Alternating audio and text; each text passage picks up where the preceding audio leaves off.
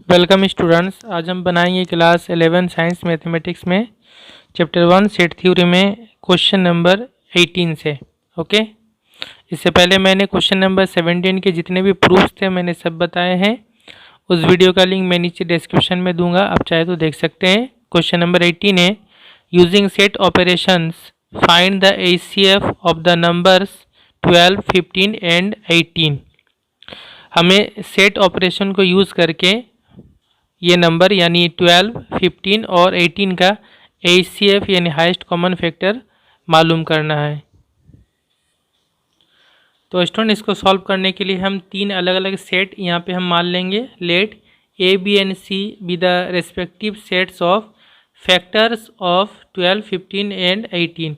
ये जो set A, B और C है, ये तीनों सेट जो है रेस्पेक्टिवली 12, 15 और 18 का फैक्टर का सेट है। ठीक है, फैक्टर यानी 12, 15 और 18 को कौन कौन सा नंबर इनको डिवाइड करता है वो उनका फैक्टर होगा। और हाईएस्ट कॉमन फैक्टर मतलब ये HCF होता है। तो हमें 12 का, 15 का और 18 का फैक्टर अलग अलग हमें लिखना पड़ेगा सेट में।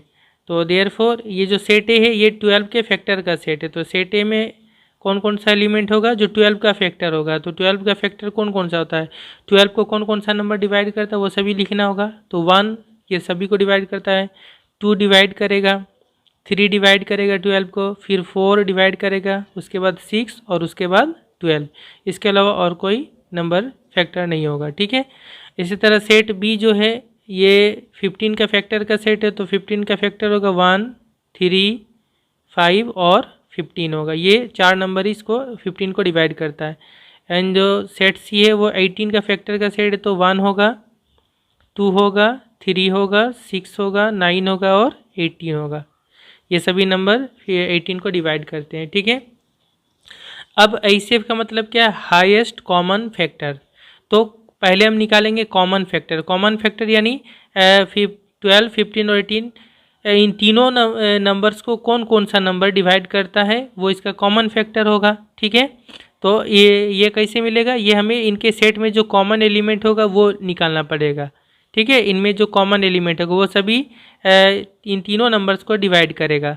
और कॉमन एलिमेंट मतलब ही क्या हो गया कि इन तीनों सेट का इंटरसेक्शन, इन तीनों सेट का इंटरसेक्शन। देयरफॉर अब हम इनका इंटरसेक्शन निकालेंगे, A intersection B intersection C। तो इन्हों तीनों सेट में कॉमन क्या क्या मिलेगा, 1 तीनों में है 1 होगा, एंड 3 होगा, 3 तीनों में है। ठीक है, 3। और इसके अलावा जो है और कोई कॉमन फैक्टर नहीं मिल रहा, तो यही होगा सिर्फ। तो ये हो गया कॉमन फैक्टर। और HCF का मतलब है अब हाईएस्ट कॉमन फैक्टर, यानी ये तो हो गया कॉमन फैक्टर का सेट। अब इसमें जो हाईएस्ट वैल्यू है वही होगा इनका HCF। तो हाईएस्ट वैल्यू क्या है, 1 एंड 3 में 3 है, वो जगह HCF। Therefore HCF equal to क्या होगा, द एलिमेंट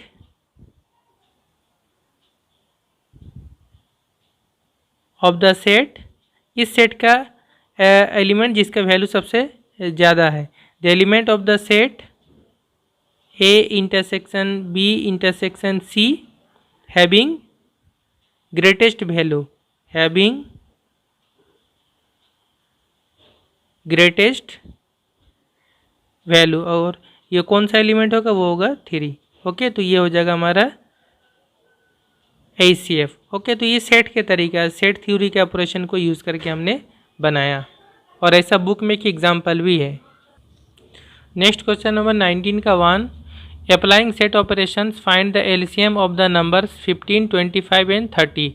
तो सेट ऑपरेशन यूज़ करके हमें 15, 25 और 30 का LCM अब मालूम करना है। ठीक है, तब LCM में क्या करेंगे, हम तीन अलग अलग सेट लेंगे A, B और C, और वो लेंगे हम, LCM का फुल फॉर्म में होता है लीस्ट कॉमन मल्टीपल, यानी हमें मल्टीपल का सेट लेना पड़ेगा। यानी 15 का जो मल्टीपल होगा वो 15 का टेबल में आएगा, 15, 30 इस तरह से।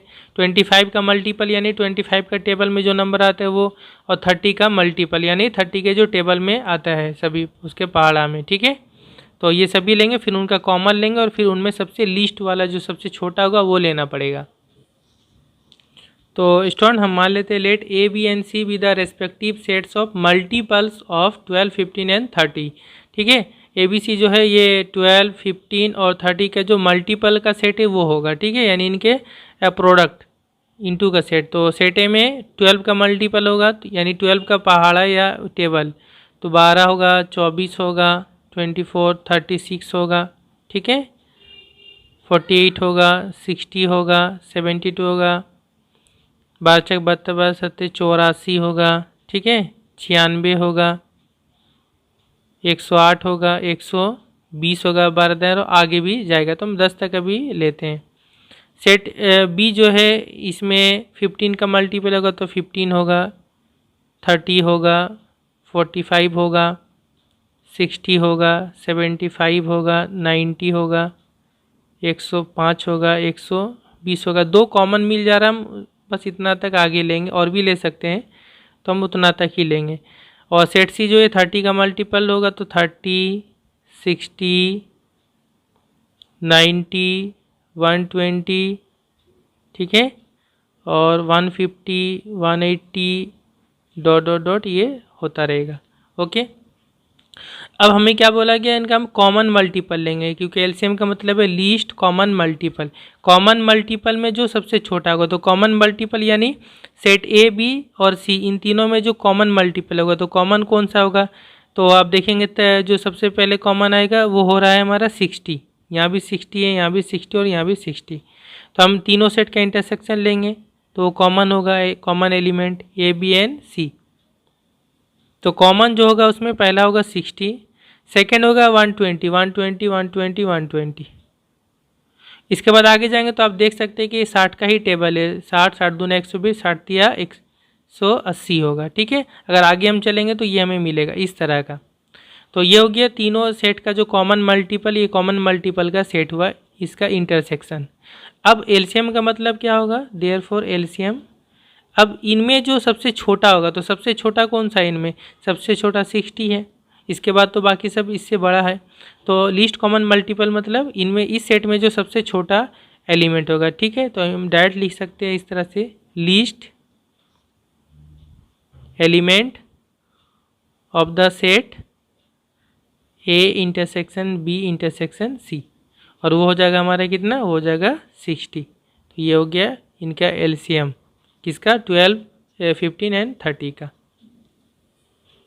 नेक्स्ट 19 का 2, if r, s, t are prime numbers and p, q are the positive integers such that LCM of p, q is r² t⁴ s², then find the number of ordered pair p, q। ये थोड़ा सा tough question है। इसमें बोला r, s और t ये तीनों prime number है, ठीक है, मौलिक संख्या है, यानी इनको और हम तोड़ नहीं सकते, ठीक है, r, s और t में। और 2 नंबर हमारा पॉजिटिव नंबर है p और q है, तो इन दोनों नंबर का जो एलसीएम है r² t⁴ और s², ये p और q का एलसीएम है, ठीक है। तो फिर कहा जा रहा है कि हम p और q का हम कितना ऑर्डर पेयर, यानी इस तरह का हम कितना जोड़ा बना सकते हैं, ऐसा टोटल कितना जोड़ा p और q हमें मिलेगा, ठीक है। तो इसको थोड़ा समझने के लिए आपको समझना होगा कि p एक नंबर है, q एक नंबर है, और p और q का एलसीएम अगर ये है r² t⁴ s², तो इसका मतलब ये है कि p जो है ये एक ऐसा नंबर है जिसमें r, t और s इस तरह का कुछ मिक्सर होगा उसके फैक्टर में, और q जो एक नंबर है उसके भी फैक्टर में r, t और s में से कुछ कुछ या तो तीनों हो सकता है, या इसमें से कोई भी हो सकता है, 2 हो सकता है, 1 हो सकता है, कोई भी हो सकता है। लेकिन अल्टीमेटली p और q का जब हम एलसीएम लेंगे तो एलसीएम ये आएगा r² t⁴ s²। ओके, तो अब हमें ये देखना है कि p और q का ऐसा हम कितना जोड़ा बना सकते हैं कि हर बार उन p और q का जब भी हम एलसीएम लेंगे तो इतना ही होगा एलसीएम। ओके, तो आप क्लास 8 में आप पढ़े होंगे एलसीएम इस तरह से बनाए होंगे अलजेब्रा में, कि जहाँ पे p और q इस तरह कोई नंबर अगर होता है तो हम जब एलसीएम लेते हैं तो एलसीएम में हम क्या करते हैं, जो सबसे ज़्यादा पावर होता है उसको हम लिखा करते थे। 2 नंबर के एलसीएम में जो पावर ज़्यादा होता था वो एलसीएम में आ जाता था, ठीक है। तो हो सकता है p में अगर r, t, s हो तो हो सकता है उसमें r का पावर कम हो और q में r का पावर ज़्यादा हो, ठीक है। और फिर जब हम उनमें से पावर चॉइस करेंगे तो जो ज़्यादा पावर है आर का पावर 2 वो या तो पी में होगा या क्यू में होगा, किसी एक में होगा तो वो आर स्क्वायर आ जाएगा। इसी तरह टी का पावर 4 है यहाँ पे, तो इसका मतलब या तो पी में टी का पावर 4 था या क्यू में टी का पावर 4 है, तभी जाके एलसीएम में टी का पावर 4 आया है। तो ऐसा चॉइस हो सकता है, या तो पी में टी होगा या टी स्क्वायर होगा या टी क्यूब होगा, इस तरह से कुछ होगा। क्यू में टी 4 होगा, तो अल्टीमेटली जब एलसीएम लेंगे टी का पावर 4 आ जाएगा, क्योंकि ज़्यादा पावर होता है।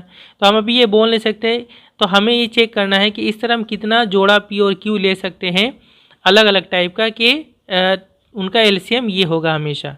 ठीक है, तो इसको थोड़ा समझ के बनाना पड़ेगा। तो स्टूडेंट सबसे पहले हम लिख लेते हैं एलसीएम जो है पी और क्यू का, पी और क्यू इन दोनों का एलसीएम जो क्वेश्चन में वो है r square t to the power 4 s square.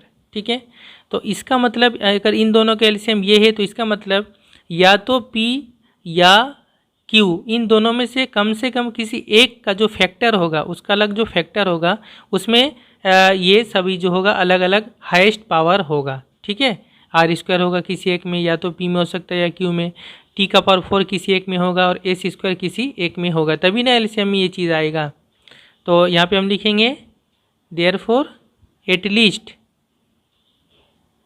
Least one of P and Q must have या तो P या Q में से किसी एक में कम से कम आर स्क्वायर होगा। इसी तरह T का पावर 4 भी किसी एक में हो सकता है, एंड दोनों में से किसी एक में एस स्क्वायर होगा। ठीक है, इन देयर प्राइम फैक्टराइजेशन, उनका जब हम प्राइम फैक्टराइजेशन करेंगे यानी प्राइम नंबर में जब हम उसको तोड़ेंगे, यानी आर टी और एस ये तीनों प्राइम नंबर, इसमें जब तोड़ेंगे तो किसी एक में ये आएगा, किसी एक में ये आएगा, किसी एक में ये आएगा, फैक्टराइजेशन। ठीक है, अब हम ये देखेंगे कि पी और क्यू में जो है हम ये जो आर है टी है और ऐसे ये किस तरह से हम अलग अलग तरह से हम सिलेक्ट कर सकते हैं, यानी इस तरह कितना तरीका का हो सकता है। तो इसको हम इस तरह से लिखेंगे, समझा के मैं बताऊंगा। इस तरह लिख लेंगे selection of P and Q are as under, यानी P और Q को हम कैसे कैसे सिलेक्ट कर सकते हैं वो नीचे हम दिखा रहे हैं। ठीक है, मैं एक तरफ P लिख ले रहा हूँ, एक तरफ मैं Q लिख ले रहा हूँ। ठीक है, अब सबसे पहले हम और यहाँ पे हम लिखेंगे नंबर ऑफ सिलेक्शन। सबसे पहले मान लीजिए कि मान लीजिए कि Q में आर स्क्वायर है। ठीक है, Q में अगर आर स्क्वायर है तो P में इससे पावर कम होगा। ठीक है, पावर इससे कम होगा, तभी जब हम एलसीएम लेंगे तो आर स्क्वायर आ जाएगा। ठीक है, तो या तो P में पावर क्या क्या हो सकता है, पॉसिबल क्या क्या हो सकता है, पॉसिबल हो सकता है या तो R का पावर 0 होगा, या तो R का पावर 1 होगा, या फिर R का पावर 2 होगा। इन तीनों में से कोई एक हो सकता है। तो मान लीजिए एक केस ये है कि Q में अगर आर स्क्वायर होगा तो इसमें मान लीजिए R का पावर 0 हो, ये एक केस हो गया, यानी ये एक तरीका हो गया। इसको हम लिख रहे हैं नंबर ऑफ सिलेक्शंस, यानी हम किस तरह से P और Q में R को हम चूज़ कर सकते हैं, चॉइस कर सकते हैं। तो मान लीजिए Q में अगर आर स्क्वायर होगा तो P में एक R का पावर 0 हो सकता है, ये एक केस हो सकता है। तो ये हुआ एक तरीका। दूसरा तरीका ये हो सकता है कि Q में आर स्क्वायर ही हो और इसके फैक्टर में, और P में सिर्फ R का पावर 1 हो, तब भी हम एलसीएम लेंगे तो आर स्क्वायर ही आएगा, इन एलसीएम में आर स्क्वायर आएगा। तो ये एक तरीका हो गया। एक तरीका ये हो सकता है कि इसमें R का पावर 2 हो। ठीक है, इसमें R का पावर 2 है, इसमें भी। अब इसमें अगर R का पावर 2 होगा तो अब इसके लिए अब Q में फिर 3 अलग अलग सिलेक्शन हो सकता है। या तो Q में R का पावर 0 होगा, तब भी होगा, मैं अलग अलग नहीं लिख के मैं इस तरह लिख ले रहा हूँ। या तो Q में R का पावर 1 होगा, या Q में R का पावर 2 होगा। इन तीनों के लिए अलग अलग मिलेगा। R का पावर 2 अगर P में है और यहाँ R का पावर 0 है तो ये एक होगा सिलेक्शन, मैंने एक ये तरीका हो सकता है। दूसरा होगा कि क्यू में पी में आर का पावर 2 है और क्यू में आर का पावर 1 है, तो ये भी एक तरीका हो सकता है। ये दो हो गया। और इसमें अगर आर का पावर 2 इसमें आर का पावर 2 है तो ये एक तरीका हो गया। दोनों में अगर सेम पावर है तो ये तीसरा हो गया। तो यहाँ टोटल हमें 3 तरीका मिल रहा है, यानी 3 तरह से हम सिलेक्ट कर सकते हैं आर को, ठीक है, पी और क्यू में इस तरह। तो टोटल यहाँ कितना नंबर ऑफ वेज हुआ, आर को सिलेक्ट करने का कितना तरीका हो गया, 3 1 4 और 1 5, 5 तरह हो गया। तो यहाँ पे हम लिखेंगे total number of ways to select r, यानी आर को हम कितना तरह से हम सिलेक्ट कर सकते हैं, कितना वेज में कितना तरह से हम सिलेक्ट कर सकते हैं। तो आर को पी और क्यू में हम 5 तरह से सिलेक्ट कर सकते हैं। ये 1 + 1 + 3 = 5 वेज, 5 तरह से हम सिलेक्ट कर सकते हैं। तो ये आर का हो गया। इसके बाद हम देखेंगे टी को हम कितना तरह से सिलेक्ट कर सकते हैं और एस को कितना तरह से सिलेक्ट कर सकते हैं। ओके, तो स्टूडेंट अब हम सिलेक्शन ऑफ टी लिखेंगे। टी, तो टी का पावर जो है 4 है, तो हो सकता है कि पी में टी का पावर 0 हो और क्यू में टी का पावर 4 हो, तो ये एक तरीका हो गया। दूसरा तरीका टी का पावर इसमें 1 हो, इसमें टी का पावर 4 हो, ये दूसरा तरीका हो गया। इसमें हो सकता है टी का पावर 2 हो, इसमें टी का पावर 4 हो, तो ये एक तीसरा तरीका हो गया, एक तरीका। और ये अगर हो सकता है टी का पावर 3 हो, यहाँ टी का पावर 4 हो, तो भी यहाँ एक तरीका हो गया। अब अगर P में T का पावर 4 होगा तो इसमें अब फिर क्या क्या हो सकता है, T का पावर फिर यहाँ 0 1 2 3 हो सकता है, T का पावर 0, T का पावर 1, T का पावर 2, T का पावर 3। ओके, तो यहाँ टोटल कितना तरीका हो गया, इसके साथ इसका 1, इसके साथ इसका 2, इसके साथ इसका 3, इसके साथ इसका 4 और एक हो सकता है T का पावर 4 दोनों में हो। ठीक है, ये 5 टोटल तरीका यहाँ पे हो गया। ओके, तो इतना तरह से हम जो है टी को सिलेक्ट कर सकते हैं पी और क्यू के अंदर। तो टोटल नंबर ऑफ सिलेक्शन कितना हो गया, total number of ways to select t, t को सिलेक्ट करने का तरीका हो गया 1 2 3 4, 1 + 1 + 1 + 1 + 5, टोटल 9 तरीका हो गया। ठीक है, 9 तरह से हम सेलेक्ट कर सकते हैं।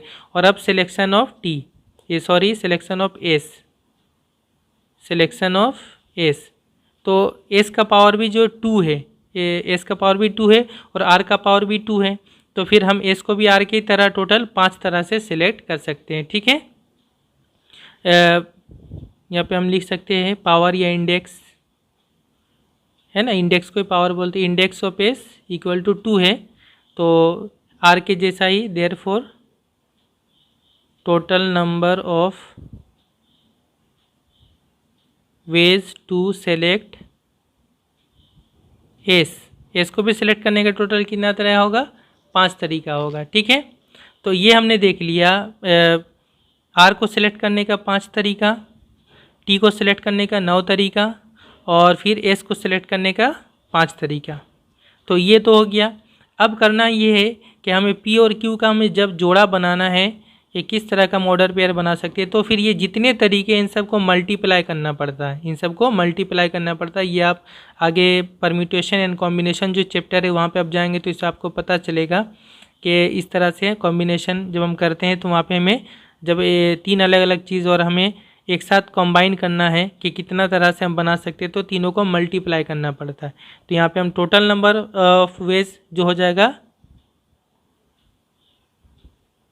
Therefore total number of ways to select to form ordered ORDERED sorry ordered pair P, Q। तो यहाँ पे हो जाएगा पहले 5 तरीका, फिर 9 तरीका, फिर 5 तरीका, तो ये टोटल इंटू करेंगे तो ये आ जाएगा आपका 225। तो 225 तरह से हम P और Q का हम लोग सेलेक्ट कर सकते हैं, यानी P और Q का जोड़ा बना सकते हैं। तो ये होगा आंसर। थोड़ा सा ये लेंदी और टफ मैथ, इसको अच्छा से समझना पड़ेगा। Next question number 20, using a Venn diagram और otherwise solve the following problem. अब यहाँ से वर्ड प्रॉब्लम स्टार्ट है। In a class of 70 students each student has taken इधर इंग्लिश और हिंदी और बोथ। कहा जा रहा है क्लास है जिसमें 70 स्टूडेंट है और 70 स्टूडेंट में से हर एक स्टूडेंट ने या तो इंग्लिश लिया है या तो हिंदी लिया है या फिर दोनों ही लिया है। यानी कुछ स्टूडेंट ऐसे हैं जो सिर्फ हिंदी लिए हैं, इंग्लिश लिए हैं, कुछ स्टूडेंट ऐसे जो सिर्फ हिंदी लिए हैं और कुछ स्टूडेंट ऐसे हैं जिन्होंने हिंदी भी ले लिया है और इंग्लिश भी ले लिया है। ठीक है, ऐसे टाइप के स्टूडेंट है। टोटल 70 स्टूडेंट है। अब आगे है 45 students have taken English and 30 students have taken Hindi. अब यहाँ पे पर्टिकुलर दिया जा रहा है कि इंग्लिश जो लिए सिर्फ और सिर्फ इंग्लिश लिए ऐसे 45 स्टूडेंट हैं और 30 स्टूडेंट ऐसे हैं जिन्होंने हिंदी लिया है। ठीक है, अब हमसे पूछा ये जा रहा है how many students have taken both English and Hindi. तो कितने स्टूडेंट ऐसे हैं जिन्होंने हिंदी और इंग्लिश दोनों को लिया है। ओके, तो इसको बनाने के लिए हमें कहा जा रहा है या तो वेन डायग्राम यूज़ करके बनाएं या फिर ऐसे ही अगर कोई दूसरा तरीका से चाहे तो सॉल्व कर सकते हैं। तो इसको बनाने के लिए जो है ना हमारा एक ए यूनियन बी का जो टोटल नंबर होता है उसको हम यहाँ पे यूज़ करते हैं। ठीक है, ये जो टोटल 70 स्टूडेंट हैं, ये क्लास के टोटल 70 स्टूडेंट है और अब हम ये क्या करते हैं कि यहाँ पे दो सब्जेक्ट है हमारे पास, एक इंग्लिश है और एक हिंदी है। तो हम जो इंग्लिश के जितने स्टूडेंट हैं उसका हम एक अलग सेट मानेंगे, सेट ए मान लीजिए, और जो जो हिंदी लिए उनका एक अलग सेट मानेंगे, सेट बी मान लेंगे। ठीक है, फिर हम आगे उससे सॉल्व करेंगे प्रॉब्लम को। तो स्टूडेंट बनाने के लिए हम मान लेते हैं let A and B the sets of students who have taken English and Hindi respectively. मान लिया जो सेट ए है ये उन स्टूडेंट का सेट है जो इंग्लिश लिए हैं और सेट बी जो ये उन स्टूडेंट का सेट है जो हिंदी लिए हैं। ठीक है, रेस्पेक्टिवली। तो अब जो है सेट ए में वो स्टूडेंट होंगे जो इंग्लिश लिए हैं, तो इंग्लिश लेने वाले जो स्टूडेंट हैं वो टोटल कितने हैं, वो है 45। तो सेट ए में टोटल कितने एलिमेंट होंगे, 45 होंगे। तो एलिमेंट के लिए हम इस तरह लिखते हैं एन ऑफ ए, है ना। सेट ए में जितने एलिमेंट उसको हम लोग एन ऑफ ए लिखते हैं, तो एन ऑफ ए हो जाएगा ये 45 जो इंग्लिश लिए है, और एन ऑफ बी होगा कितना, यानी जो हिंदी लिए ऐसे कितने स्टूडेंट हैं, तो ऐसे स्टूडेंट है टोटल 30। इसके बाद क्वेश्चन के जो शुरू में इंग्लिश में लिखा हुआ है कि 70 स्टूडेंट क्लास में है जिन्होंने या हिंदी लिया है या इंग्लिश लिया या दोनों लिया है। ठीक है, यानी वो टोटल स्टूडेंट का जो वो सेट है वो बता रहा है या तो वो इंग्लिश लिए या फिर वो हिंदी लिए है या दोनों लिए है। ठीक है, तो ऐसा जो होता है, ऐसा कहाँ पे होता है, ऐसा होता है यूनियन में। यूनियन का जो मैंने मतलब बताया था, क्या बताया था, यूनियन में या तो ये भी होगा या तो वो भी होगा या जो दोनों में होता है वो भी होता है यूनियन में। ठीक है, तो सेट ए और बी यानी इनका अगर हम यूनियन लेते हैं तो इसका मतलब क्या होगा, इसका मतलब होगा या तो उस सेट में ऐसे स्टूडेंट होंगे जिन्होंने इंग्लिश लिया है या तो हिंदी लिया या दोनों ही लिया, तो वो जो आएंगे जिस सेट में आएंगे वो हो जाएगा इनका यूनियन। ठीक है, तो जो 70 स्टूडेंट बोला जा रहा है वो मतलब इनका यूनियन में आएगा। ओके, क्योंकि 70 स्टूडेंट या तो इंग्लिश लिए या तो हिंदी लिया, दोनों लिए, तो ए यूनियन बी, इसमें टोटल एलिमेंट जो होंगे ये होंगे 70। अब समझ में आ रहा है, यूनियन जो इंग्लिश वर्ड में लिखा हुआ उसको समझना होगा कि वो यूनियन बताया जा रहा है, तो यूनियन में हो गया 70 स्टूडेंट।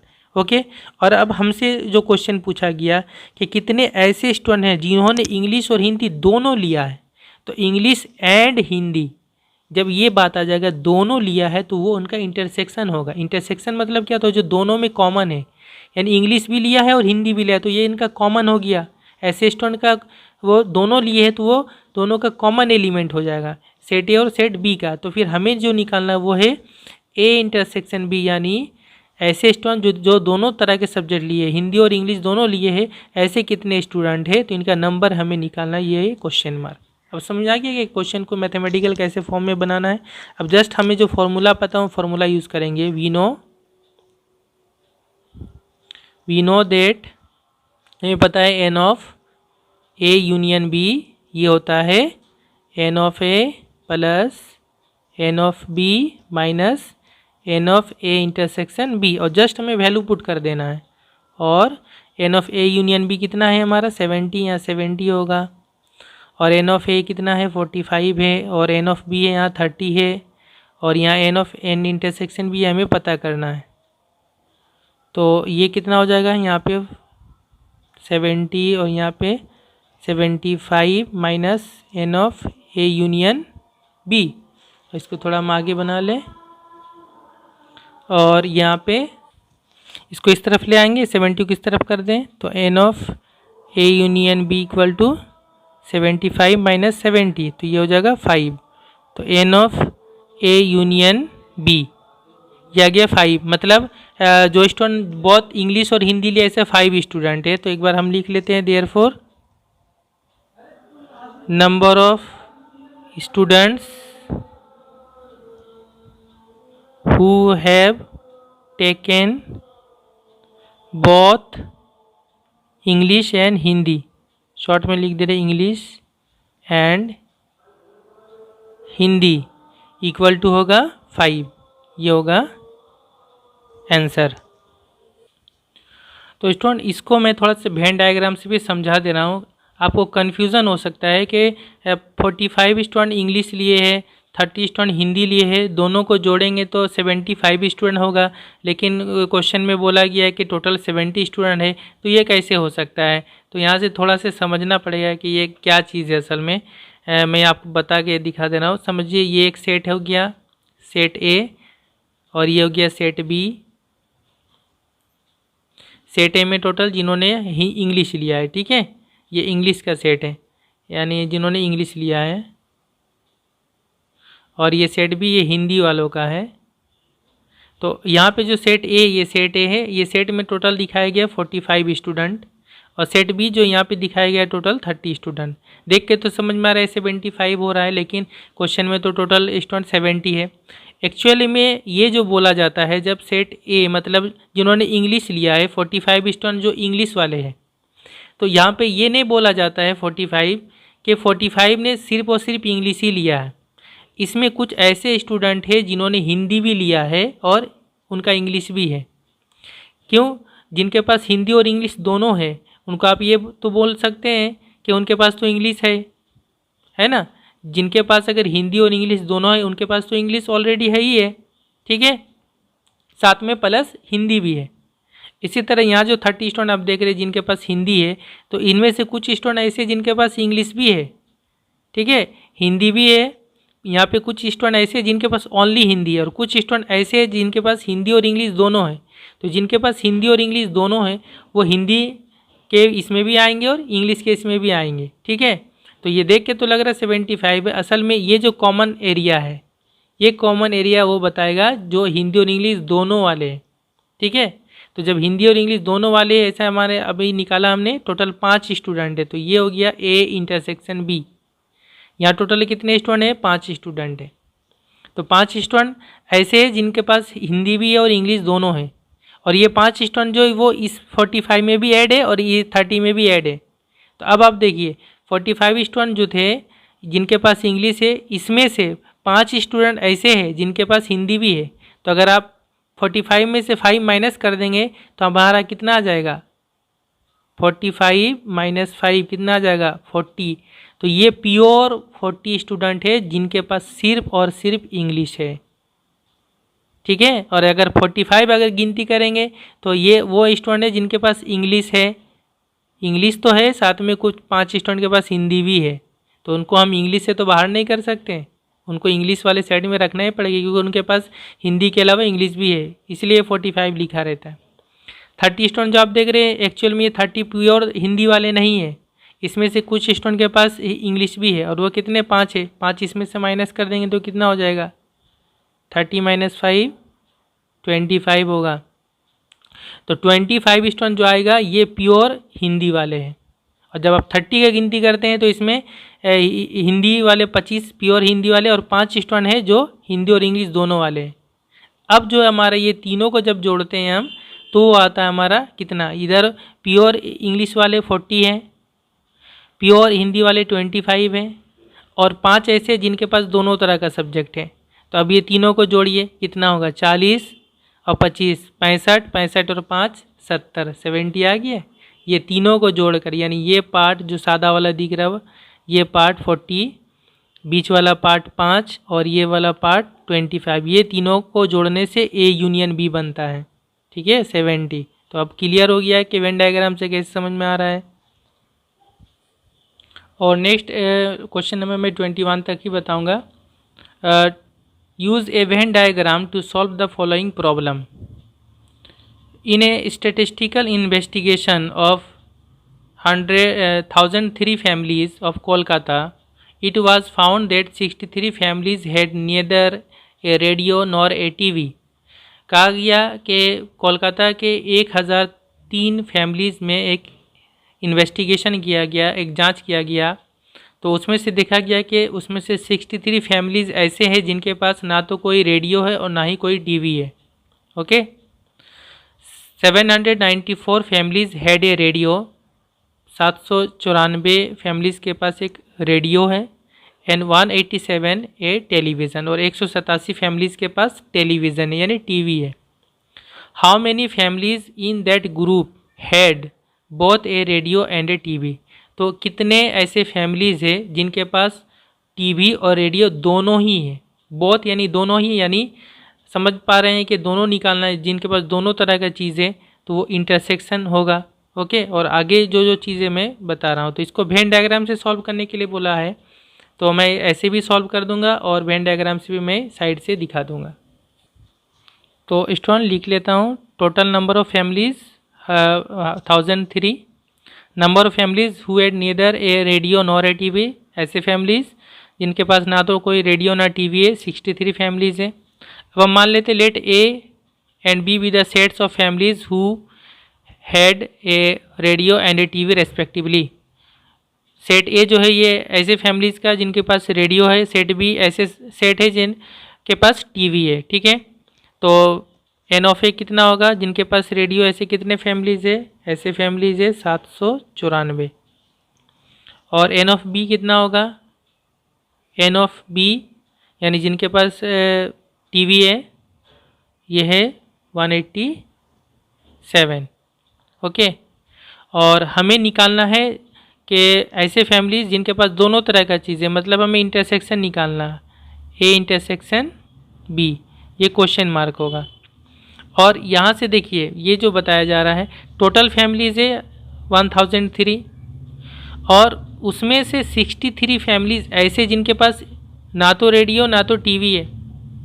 तो अगर हम 1003 में से 63 को माइनस करेंगे तो क्या आएगा, जिनके पास कुछ नहीं है, ना टीवी है ना रेडियो है, उसको अगर हम इसमें से माइनस कर देंगे तो जो बाकी बचेंगे उनके पास या तो एक टीवी हो सकता है या तो एक रेडियो होगा, एकदम एग्जैक्टली। तो 1003 में से अगर हम 63 माइनस करेंगे तो जो आएगा नंबर ऑफ़ फैमिलीज़ उनके पास या तो एक टीवी होगा या तो एक रेडियो होगा। जो मैंने बीच में कहा या तो आइदर ए रेडियो और ए टीवी, तो ये जब बीच में और आ जाता है या तो ये होगा या तो वो होगा, तो वो क्या होता है, वो यूनियन होता है। ठीक है, तो फिर ऐसे फैमिली जिनके पास या तो एक रेडियो होगा या तो एक टीवी होगा, ऐसे कितने होंगे, 1003 से 63 को माइनस करना होगा और वो यूनियन होगा। तो उसको मैं एक बार लिख लेता हूँ, and number of families who had either A radio और ए टीवी, या तो रेडियो या टीवी होगा, वो होगा a n of A union B होगा। और वो कैसे निकलेगा, 1003 से माइनस करना होगा 63 और ये हो जाएगा हमारे पास कितना, माइनस करेंगे तो ये हो जाएगा 0 9 4 एंड 940 फैमिलीज ऐसे हो जाएगा। ओके, अब हम जस्ट फार्मूला यहाँ पे यूज़ कर लेंगे। तो फार्मूला यूज़ करेंगे तो therefore since n of A union B equal to होता है n of A plus n of B minus of A intersection B, value put करें और इसका मतलब 940, n of A 794, n of B 187 minus n of A intersection B, ये हमें पता करना है। तो जब हम इसको लिखेंगे 940, ये दोनों को ऐड कर लेंगे, ये हो जाएगा 981। ओके, और फिर minus n of A intersection B, और इसको इधर कर दे, इसको इस तरफ कर दे, n of A intersection B 981 minus ये इधर आ जाएगा 940, तो ये आ जाएगा 41। तो ऐसे 41 फैमिली होंगे जिनके पास एक रेडियो या एक टीवी दोनों होगा, इंटरसेक्शन यानी एंड दोनों ही होगा। ठीक है, तो ये आ गया देयरफॉर नंबर ऑफ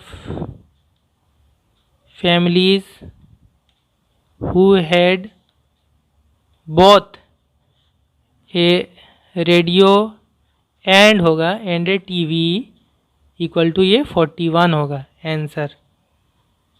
ओके, और वेन डायग्राम भी दिखा दे रहा हूँ। तो वेन डायग्राम में एक्चुअली ये चीज़ था, आपको ये थोड़ा सा समझना होगा अच्छे से।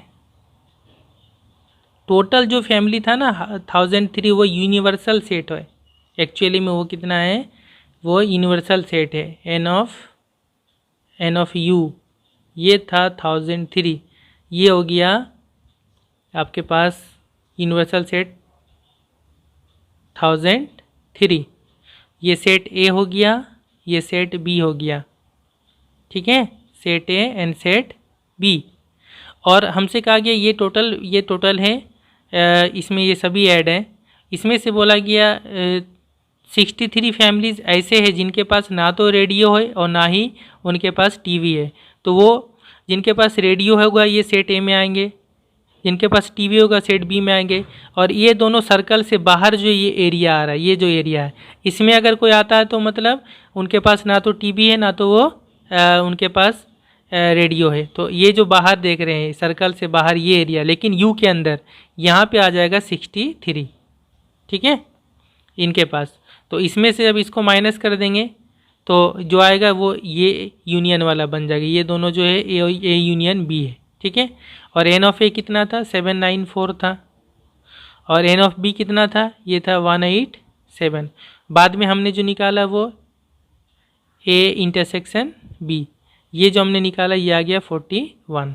ठीक है, अब आप समझ सकते हैं कि 794 से 41 को माइनस करेंगे तो ये सिर्फ आएगा जिनके पास ओनली रेडियो होगा। फिर 187 से 41 माइनस करेंगे तो ये आएगा, तो वो ओनली सिर्फ उनके पास टीवी होगा। और ये तीनों को जोड़ेंगे, ये वाला पार्ट, ये बीच वाला और ये, तब वो जाकर टोटल जो होगा 940 होगा। ओके, तो ये उनका वेन डायग्राम में था। तो मैं वीडियो को यहीं स्टॉप कर रहा हूँ। जो कुछ नोट्स मैंने बताया इसका PDF फाइल डिस्क्रिप्शन में दूंगा, आप डाउनलोड करके रख सकते हैं। नेक्स्ट वीडियो में क्वेश्चन नंबर 22, 23 एंड 24 सॉल्व करूँगा।